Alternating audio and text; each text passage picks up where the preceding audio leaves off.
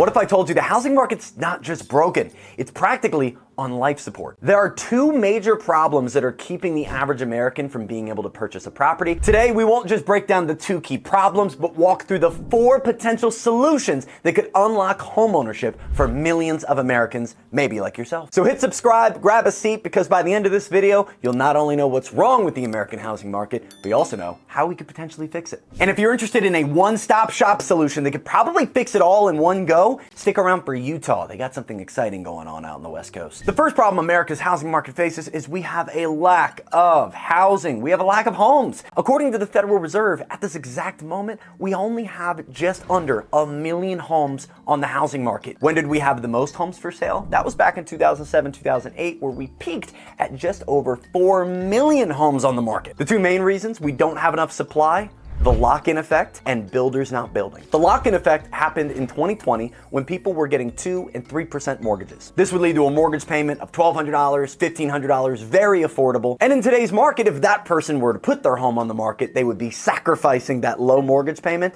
to go and pay today's median mortgage, which is typically $2,500 and higher. And we haven't built enough homes. The reason why, since 2008, builders got a little freaked out in building a ton of homes due to what happened, which was homes started to sit for a long time. Builders lost a lot of money. And second, it's become much more expensive to build, with the National Association of Home Builders stating it is now a 24 to 26% cost just to get the permits and the regulatory costs covered to build the home. The second problem we have in America's housing market is a lack of affordability.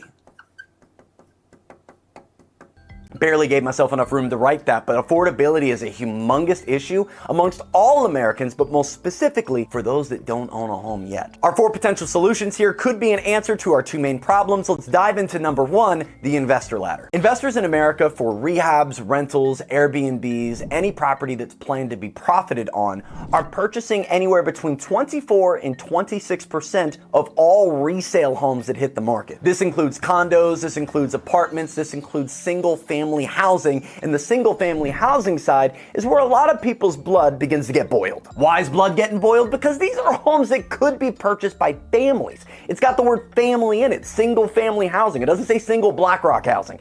And so this is an issue for many people when they hear that stat. Another number that we've noticed is 89.7% of people who are watching this video aren't subscribed to the channel, and for the algorithm, that's not helpful. If you want to help us in fighting the algorithm here on YouTube to let more people know what's actually going on in housing and how we could fix it, hit the subscribe button, hit the like button, and let's keep into it. Now, currently in America, when an investor buys a property, there is no fee attached to buying that home. They have a slightly higher mortgage rate, and property taxes in certain areas can be marginally higher, but we're talking hundreds of dollars when we really need to be talking thousands. And the investor ladder may solve this problem. Here's the idea. When an investor buys a property, at the closing table, they will pay a fee, and that fee goes toward a fund that funds first-time homebuyers being able to pay their closing costs on their first property. Now, if our little investor friend here is buying his first property, he will pay a small fee. If he's buying his second property, he will still pay a small fee. But if he's buying his 5th, 10th, 20th property, well, he's going to begin to pay a larger and larger fee at the closing table based off a percentage of the purchase price. Now, the fee for people that own less than 5 properties will be marginal at best at about 0.5% of the purchase price. So on a $300,000 home, we're only talking about a $1,500 fee. But that fee would go to a locally overseen fund that helps first-time buyers buy their first property. Now, how could this help the housing market, and what are the potential cons it could bring to the housing market? The pros are obvious. A fund would be created that would allow first-time homebuyer demand to slowly uptick. How does it uptick? By providing funds to help the closing costs to get paid at that first closing. If you're buying in Delaware specifically, you're going to be paying 4.5% in closing costs alone. That's inspections, attorneys, appraisals, property taxes, all of these things you're not going to see your money back on. The other pro is the fact that the ladder continues to get increasingly more aggressive. So if someone owns 100 units, 1,000 units, they're going to be hit with a larger fee that brings an even larger benefit to the first-time homebuyer market. You take a home, you make a home. Now the cons, the investor is getting hit with a different fee. Is that going to prevent some investors from buying a home altogether? Possibly, but it's going to be marginal, seeing as the fee is so low in comparison to what they'd be making from the purchase. The real goal here is not to cut out small-time mom-and-pop investors, but keep big corporate investors and LLCs from mucking up the housing market in America. And if they do, they'll add to the solution by putting money in that fund, while taking a home off the market to use for their own investment purposes. Before we get to number 2, another con that's been brought up on this is, what if adding this fee increased rent? And I hear that argument. We don't want to further the rent gouging that is going on across the country by some investors. But what we don't also want to see is these investors running wild in our housing market, as we've seen a slow uptick in activity since 2010 until now. If the fee were charged monthly or even yearly, I would agree that it would affect rent. But since the fee would only happen at the closing table, I'd argue that it would not eventually affect the monthly rate that a renter would pay to that investor. Number 2, a fee for vacancy. According to the 2024 Census Bureau, there are over 15 million homes in America that are vacant. That number comes into over 10% of homes in America. Now, of that 15 million, 6.8 million will remain vacant for the next 12 months. Why? Doesn't matter.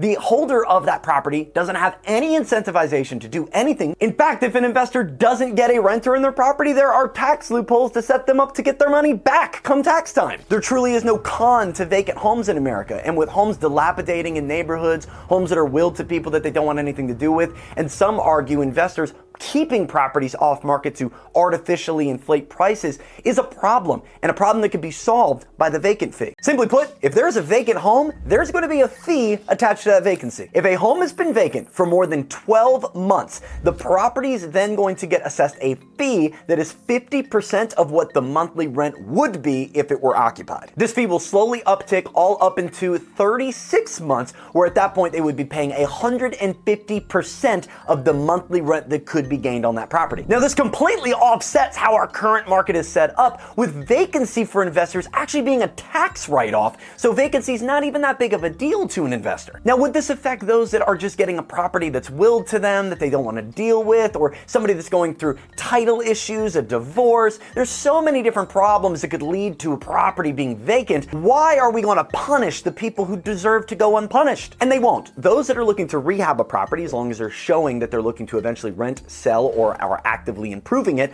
will get exempt from this, similar to unemployment benefits requiring showing proof that they're going to try to find a job. If they can't show proof that they're going to try to find a job, you don't get the unemployment benefits. If you can't show that you're looking to sell, rent, or improve the property, you're not getting away from the vacancy fee. So when 3 properties are in a neighborhood and one has just been sitting empty, sitting vacant, and dilapidating, that owner will be now pressured into getting it ready for sale, getting it ready for rent, or improving it to live in. Live in it, rent it, sell it. It's your American property. Utilize it. If we create a vacancy fee, if we enforce an investor ladder, we are creating pressure on investors to add supply to our housing market and not let homes sit and dilapidate, and maybe think twice about investing in them. Let's talk about our second problem, affordability. So for addressing affordability, we have to find a way to get first-time home buyers into properties. The National Association of Realtors cites that since 2021, the affordability of a first-time home buyer, according to their HAI, their Home Affordability Index,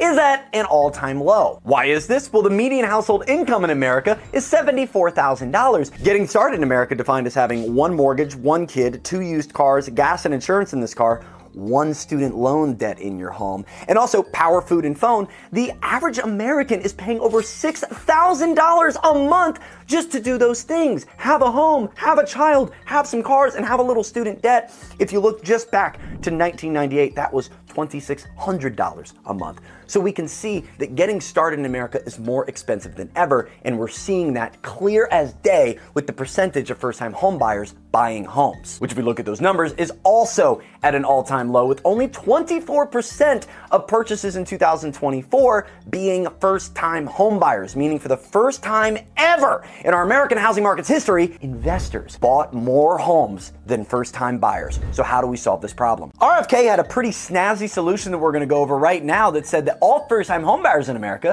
should have access to a low mortgage rate. His idea was to create specifically a 3% mortgage program that's backed and funded by a bond. We used bonds back in the war times to fund the wars, to fund first-time home ownership in America. The way it would work is simple. Investors get the opportunity to invest in this bond. They make a yield or a return out of this bond. That bond goes toward funding a first-time home buyer fund. Now, we mentioned earlier in the investor ladder having a first-time home buyer fund. So if 1 was enacted and number 3 was available, we would be doubling down into a fund available for first-time home buyers to get into their very first home. This program would allow any buyer who's buying a property to get over the number one sourced hump in the expense of buying a home, the number one issue in the way, the biggest obstacle in affordability, and that's the monthly payment. Finding the home that you want to live in for many young people is not the problem in America. They don't want 4,000, 3,000, even 2,000 square foot homes. They just want a home, leaving many to look into tiny homes, sheds from Home Depot, even Amazon homes that are popping up left and right. I'm curious to see if that continues on in the future, but as of right now, we need to solve the problem of first-time buyers being able to buy their first home. A 3% mortgage program for first-time buyers would offer an opportunity, whereas right now, there's a disadvantage. And you may ask, Zach, why don't we just lower mortgage rates overall? Why don't we get down to 3 and 4% rates for everybody? Well, the answer is simple. We saw what happened in 2019 through 2022 with low rates. What happens is everybody who already has equity, everybody who already has a savings account, everybody who already has some family that can lend them some money, or everyone who has some form of financial advantage was able to take advantage of the low rates.